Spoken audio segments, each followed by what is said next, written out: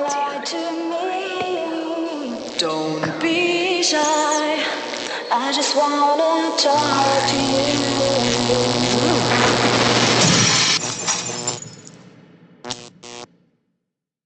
Sound check. Sound check. Okay, 1, 2, 3. Один, два, три. Mary had a little lamb.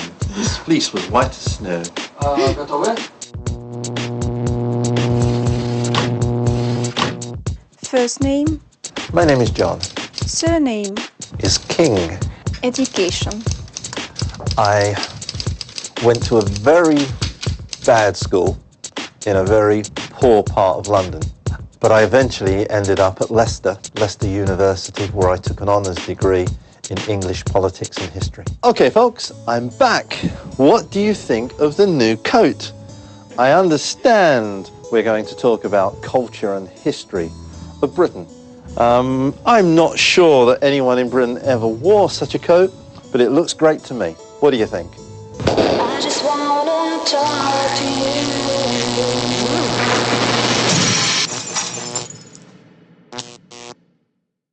Джон, а вам в жизни пригодились ваши исторические знания? It's been useful. It's helped me appreciate things from different viewpoints.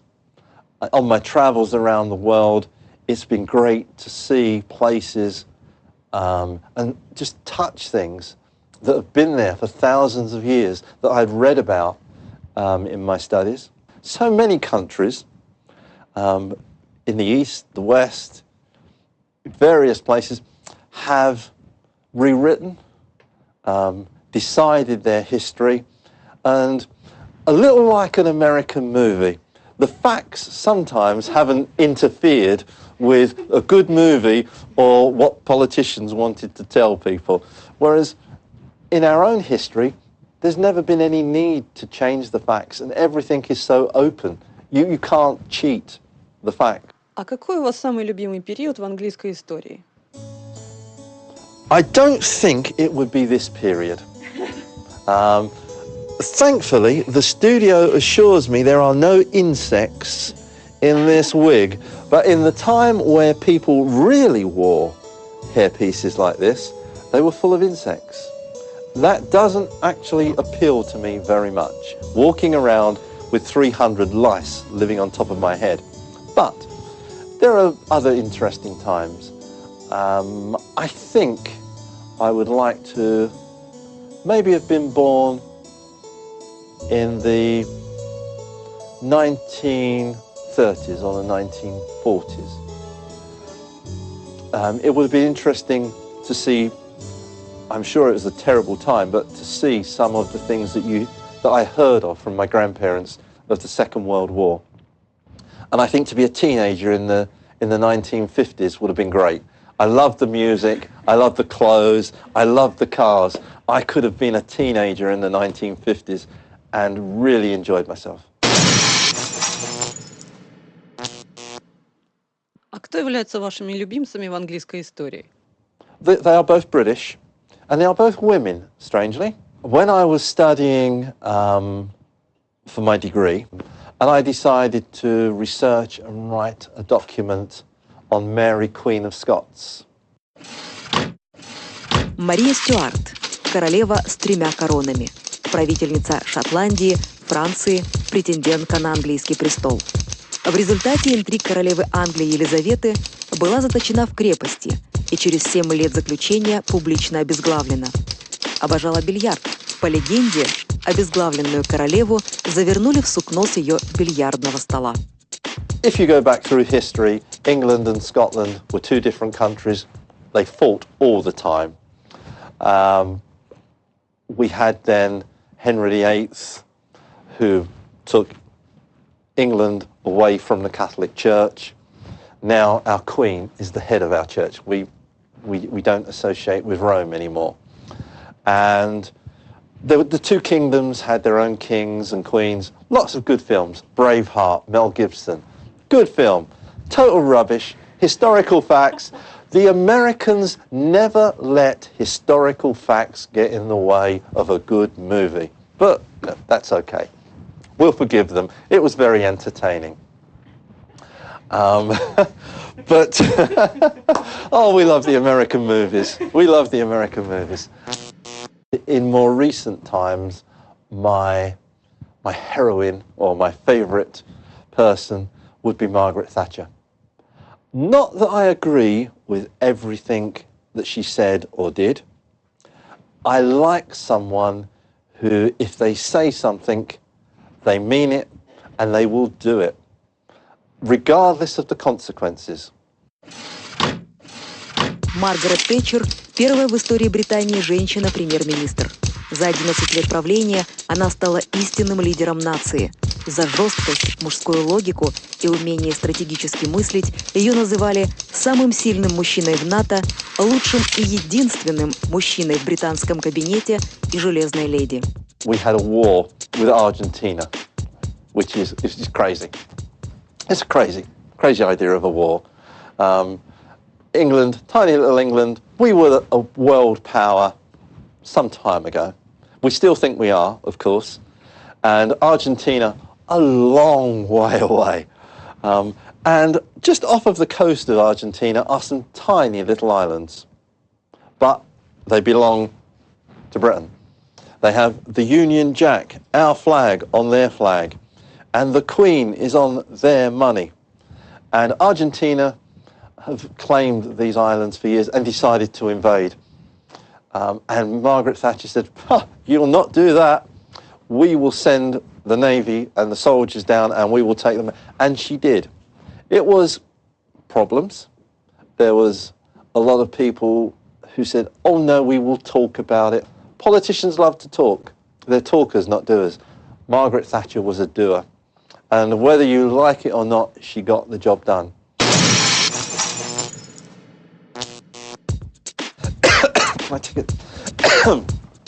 I have a frog in my throat, which is a very English saying. А какова реальная роль королевы в политической жизни Великобритании сегодня? More a symbol of continuity than anything else, although she still has some powers. Елизавета II, королева Соединенного Королевства Великобритании и Северной Ирландии, принадлежит к династии Виндзоров. Практически не оказывает никакого влияния на политику страны. Обладает великолепной коллекцией драгоценностей. Увлекается разведением почтовых голубей, породистых собак и коневодством. In times of crisis, the Queen has powers to dismiss the government. If the government was in a mess, shall we say, let's just take a fictional scenario. We don't have a president because a president's elected, so presidents come and go, politicians come and go, and let's imagine we had a president who argued with the government, all the parties in the government argued with one another, people were fighting in the Parliament building, and it was just generally a crazy mess.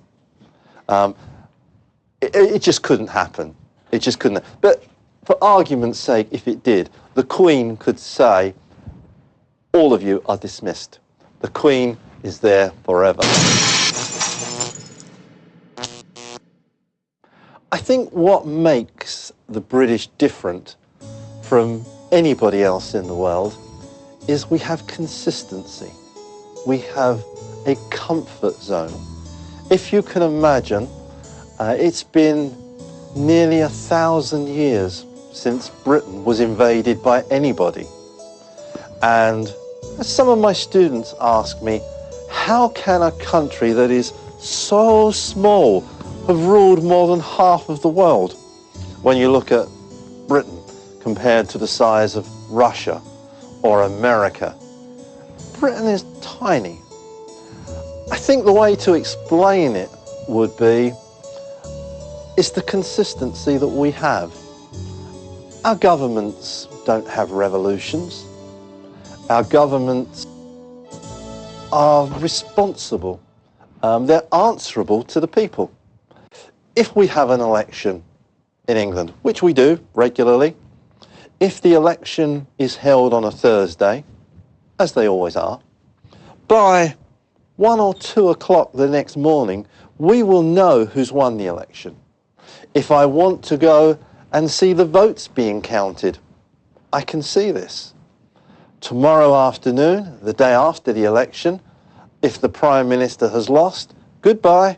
He moves out of 10 Downing Street and in comes the new Prime Minister. It's all very easy. It's very accepted. We all know how it works. Великобритания. Государственный строй – конституционная монархия. Формально исполнительной, судебной и законодательной властью обладает монарх. Однако в реальности исполнительная власть находится в руках правительства, которым руководит премьер-министр. Законодательная принадлежит парламенту, который состоит из нижней и верхней палат. One minister in England made a telephone call just to see if a friend of his wife's passport could be hurried up, if it could be got through just that little bit quicker. Not trying to secure some land deal or try to make $1 million or £1 million, just something quite small. He lost his job. It's just not in our way of thinking that politicians can cheat. And if a politician or a policeman or an official was to cheat or do something wrong, they get treated far worse than you or I. So it's the comfort that we have in our system. Plus we have the Queen. We have the monarchy, which to some people may seem very strange, but it is consistent. It has always been there. It's a feeling that we have. Most people value their independence, not being told what you must do. We have rules, there's lots of rules. You cannot drink and drive. You cannot go and shoot someone. In England, it's almost impossible to own a gun.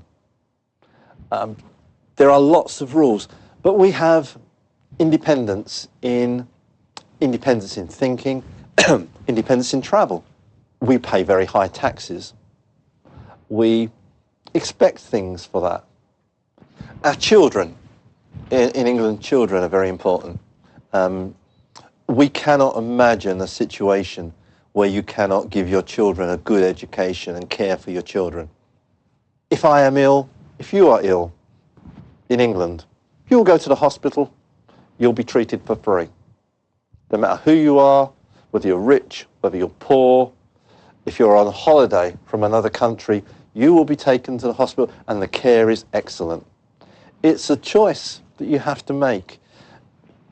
Over the years, over the centuries, the choice was made in our country. We decided we would pay high taxes, but we would have good health and good education.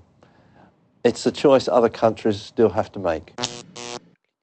Джон, а как вы думаете, какой рецепт развития нормальной страны? The recipe for a normal country. Wow, if that's a golden lesson that if we could teach politicians that the people are more important than politicians everywhere in the world would be a great place to live. Doesn't matter whether you was in a Russian-speaking country, a Chinese-speaking country, an English-speaking country, no matter where. Sadly, politicians are the slowest learners. I not understand why, but politicians learn slowly. People are important, not politicians, not politics, not political theory, not Thatcherism, Marxism, Maoism, or anything. That's not important. People are important.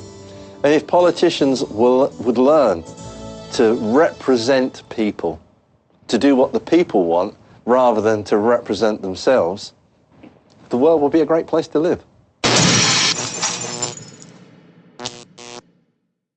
Well, time for me to say goodbye to my coat and you. Perhaps we'll talk another time. It's hot. I don't wear a hat. I think if I had hair, I would shave it off anyway. We have another hat for you. Another hat.